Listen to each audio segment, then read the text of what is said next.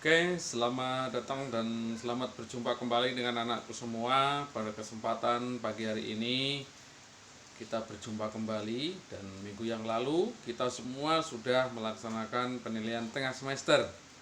Dan untuk saat ini kita bukan berarti setelah selesai melaksanakan penilaian tengah semester kemudian kita libur, tidak, tetapi kita tetap belajar ya seperti biasa. Nah, pada kesempatan hari ini kita akan membahas mengenai meditasi pandangan terang. Tetapi sebelum kita mulai materi pembelajarannya, kita awali dengan manjatkan nama Karagata. Arahang sama sanggoto bhagawa buddhang bhagawantang apiwademi soakato bhagawata dhammo dhammang namasami supati pano bhagavato sawaka sanggo sanggang namami. Sabisata bawantu skitata, semoga semua makhluk hidup berbahagia. Sadu sadu sadu. Namo Sayang Adi Budaya, namo budaya. Nah, anak-anakku semua, langsung aja pada kesempatan hari ini kita akan membahas apa itu yang namanya meditasi. Nah, pada saat hari ini kita akan membahas meditasi pandangan terang. Apa itu meditasi? Ya.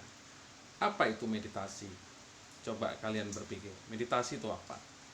Nah, banyak orang yang salah paham mengenai meditasi, bahwa meditasi itu katanya hanya duduk diam, merenung, kemudian menghayal. Nah, apakah seperti itu meditasi di dalam agama Buddha? Ya, meditasi bukan berarti duduk merenung kemudian atau melamun, menghayal pikiran kemana-mana. Lalu apa meditasi? Nah, anak-anak semua, meditasi berasal dari beberapa kata sebetulnya, ya, atau sinonim kata-kata yang artinya seperti arti dari meditasi itu banyak. Jadi ketika nanti anak-anakku semua ujian, itu bukan berarti nanti jawabannya kalau seandainya tidak ada meditasi, ya kemudian jangan milih. Ternyata yang artinya itu sama dengan meditasi itu banyak. Ya, samadhi, semedi, bawana, kemudian ekagata. Nah, kesemuanya kata-kata tersebut memiliki arti yang sama, yaitu memusatkan pikiran pada suatu objek. Nah, coba perhatikan gambar di sini. Kalau kalian lihat, ada gambar hamburger, kemudian ada gambar apa lagi itu? Pizza.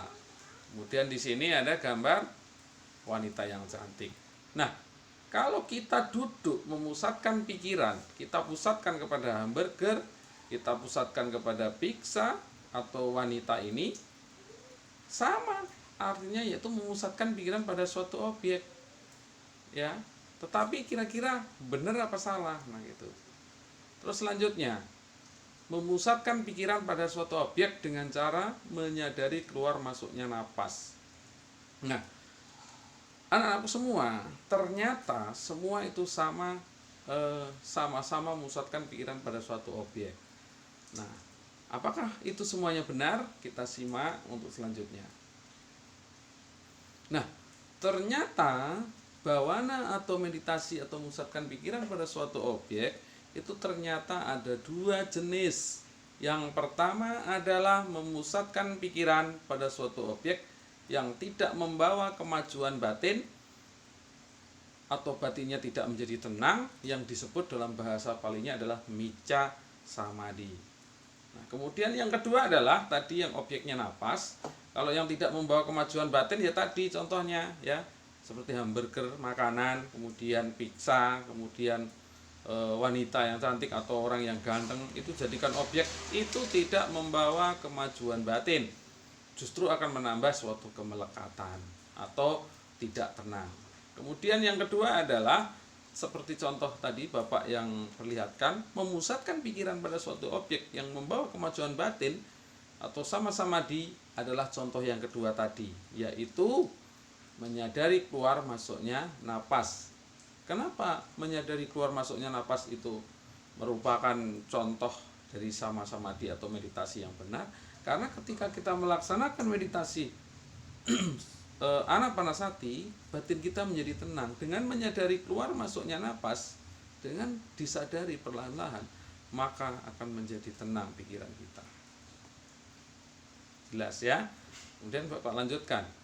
Nah, kalau kita lihat di sini secara garis besar, meditasi yang benar atau bisa membawa kemajuan batin itu dibagi menjadi dua, yaitu yang pertama adalah samatha bhavana, kemudian yang kedua adalah vipassana bhavana. Nah, apa itu samatha bhavana? Ya, samatha bhavana adalah meditasi untuk mencapai ketenangan batin. Tujuannya adalah batinnya menjadi tenang. Objeknya ada 40, cara melakukannya yaitu dengan cara memusatkan pikiran pada suatu objek, dipilih dari 40 objek.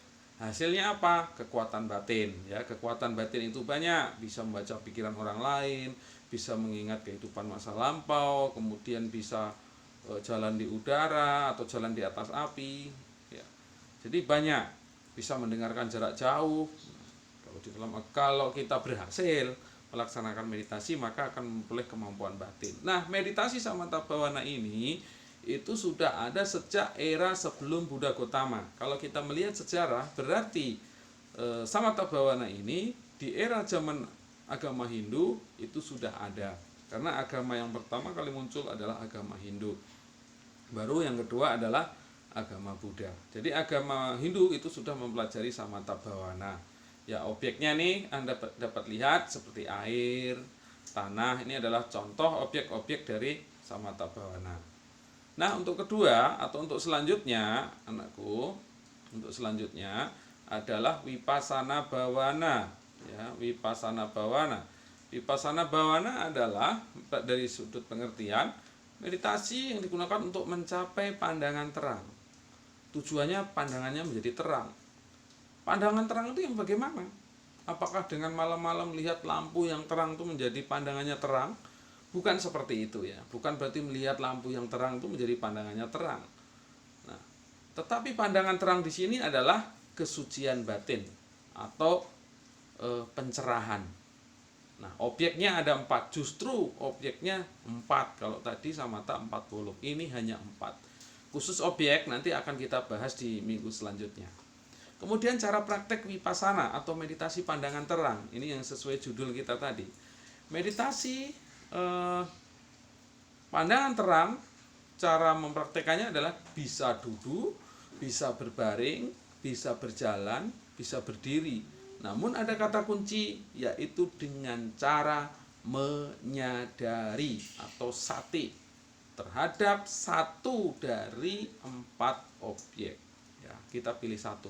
Kalau misalnya itu tubuh, objek kita, gerak-gerik tubuh kita ini kita perhatikan, kita sadari, kita lihat perubahan-perubahannya.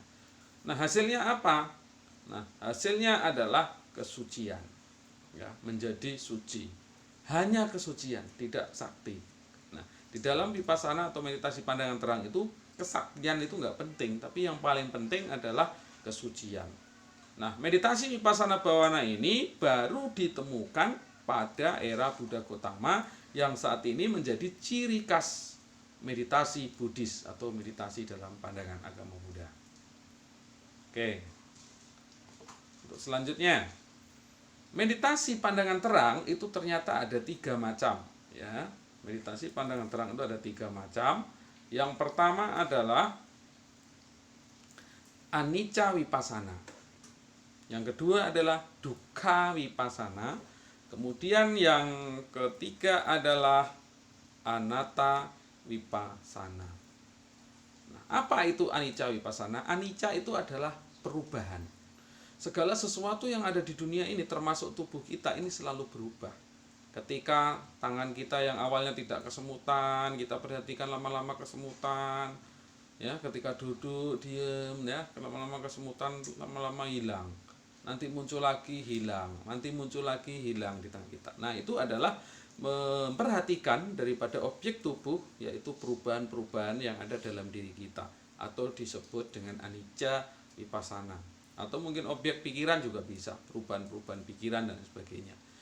Yang kedua adalah dukkha vipassana. Dukkha vipassana adalah menyadari semua fenomena yang terjadi di dalam jasmani dan batin yang diliputi oleh dukkha. Dukkha itu adalah sesuatu yang tidak menyenangkan. Ternyata pikiran kita ini pagi-pagi misalnya kita bangun senang, ya hari ini senang, nanti mau sekolah misalnya mau belajar, tiba-tiba menjadi sedih. Kenapa? Oh ternyata hari ini saya belum mengerjakan PR, hari ini saya belum mengerjakan tugas-tugas, menjadi sedih. Nah nanti ingat lagi, menjadi senang lagi, menjadi sedih, menjadi senang, menjadi sedih. Nah itu adalah fenomena dukkha vipassana yang dijadikan objek untuk disadari. Kemudian yang ketiga adalah anatta vipassana, adalah menembus dengan menyadari sifat-sifat sejati yang ada di dalam tubuh kita. Misalnya kalau objeknya kita ini tubuh jasmani, unsur-unsur dari tubuh itu kita jadikan objek. Nah dalam tubuh kita itu apa? Oh iya, saya rasakan ternyata saya ini ada punya darah. Oh di tubuh saya ada tulang, ada udara, kemudian ada zat suhu badan atau api. Nah, ada inti-inti yang lain itulah yang mendukung terbentuknya tubuh kita sehingga kita bisa seperti ini. Ini adalah daripada meditasi yang ketiga, yaitu perenungan atau memperhatikan tentang inti dari unsur-unsur yang mendukung tubuh kita atau anatta vipassana. Oke, kita lanjutkan ya. Oke, kita lanjutkan. Ternyata meditasi, ya ternyata meditasi itu tidak tidak semudah kita langsung tercapai, langsung bisa, tidak. Kalau kita tidak mengikuti syarat-syarat melakukan meditasi, ternyata kita tidak bisa berhasil. Nah, apa itu syarat-syarat meditasi? Yang pertama adalah harus sehat jasmani, ya. Ketika kita sakit, ketika perut kita sakit, kepala kita pusing, disuruh meditasi tidak bisa. Kenapa? Karena jasmani kita, fisik kita tidak mendukung. Oleh karena itu, syarat yang pertama tidak tercapai. Makanya kita tidak akan bisa melakukan meditasi. Makanya tubuh ini juga harus sehat, didukung oleh kesehatan tubuh kita ini. Oke, untuk selanjutnya adalah memiliki kemurnian sila yang baik. Kenapa di sini sila perlu?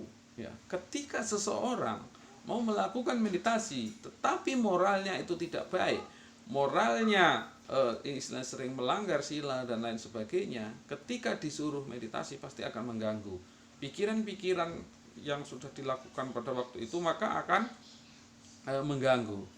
Nah, oleh karena itu sila perlu dilatih juga dengan baik. Ya.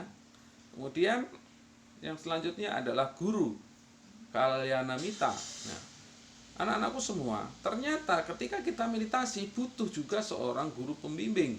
Ya, guru pembimbing ini akan membimbing kita. Ketika kita meditasi banyak menghadapi suatu permasalahan, kemudian ada sesuatu yang membuat pertanyaan-pertanyaan dalam kita. Oh, kenapa kok pikiran saya kok muncul seperti ini? Kenapa ada gangguan seperti ini? Kemudian mengganggu saat kita meditasi, maka kita perlu namanya guru pembimbing, guru yang akan membimbing kita ketika ada permasalahan. Ya, selanjutnya yang keempat adalah tempat. Ya. Melakukan meditasi juga memerlukan tempat yang sesuai, ya. Jadi tempatnya kalau itu misalnya di tempat ramai, di pasar atau di mana, ya nggak bisa. Nah, anak-anakku semua, jadi kita perlu yang namanya tempat yang tenang, yang tidak bising. Ya, kalau bising itu ya kita tidak bisa konsentrasi. Misalnya, ayo meditasi pagi-pagi di tengah pasar, ya, tidak bisa tenang. Ya, jadi kita perlu meditasi yang memang betul-betul tempatnya itu tenang dan jauh dari hewan-hewan buas atau hewan-hewan pengganggu lainnya. Banyak nyamuk misalnya, ya nggak bisa. Banyak semut, ya, baru duduk sebentar udah digigit semut, nggak bisa konsentrasi. Dan hewan-hewan lainnya. Kemudian yang kelima adalah dari waktu, ya, dari waktu. Anak-anakku semua, kita juga memerlukan yang namanya waktu yang tepat, ya. Ketika meditasi kita harus pilih waktu. Kalau waktunya lagi sibuk suruh meditasi ya nggak akan bisa. Jadi waktu-waktu yang lengkap waktu yang senggang yang tidak mengganggu kita saat konsentrasi pada saat jam berapa ya, biasanya kalau orang meditasi itu jam 5 pagi atau eh, mau malam yang saat-saat tuh sunyi udah jam 9 malam, jam 10 bisa kita gunakan untuk latihan. Tapi yang paling sepi, yang paling tenang itu biasanya jam 5 pagi ya. Jam 5 pagi bisa digunakan untuk praktek meditasi, atau istilahnya di waktu yang kita senggang, tidak sibuk, atau saat kita santai kita bisa gunakan meditasi. Nah, itulah materi yang Bapak sampaikan pada hari ini. Sampai di sini ya. Dan tadi udah Bapak sampaikan dari pengertian dua jenis meditasi, dua macam meditasi, pandangan benar, dua macam meditasi yang benar yang membawa kemajuan batin, sampai tadi ada 3 macam meditasi pandangan terang dan syarat-syarat melakukan meditasi pandangan terang. Oke, sampai di sini anak-anakku semua, semoga dapat dipahami ya dan diperhatikan dengan baik. Minggu depan atau pertemuan selanjutnya kita akan membahas objek-objek daripada meditasi ya. Tadi kan ada samatha ada 40, kemudian ada vipassana ada 4. Tetapi untuk bab kali ini, pada KD ini kita akan fokuskan di objek daripada meditasi pandangan terang. Oke. Terima kasih atas perhatiannya, semoga dapat bermanfaat bagi Anda semua dan tetap semangat untuk belajar. Semoga kita semua senantiasa terberkahi kesehatan dan dimurahkan banyak rezeki. Saya akhiri bersama-sama. Arahang sama sang Buddha Bhagawa Buddhang Bhagawantang Abhiwademi Swakato Bhagawata Dhammo Dhammang Nakmasami Supati Pano Bhagavato Sawaka Sangho Sanggang Namami. Sabi Sata Bhawantu Sukitata. Semoga semua makhluk hidup berbahagia. Sadu, sadu, sadu. Namo Sayang Adi Budaya, Namo Buddhaya.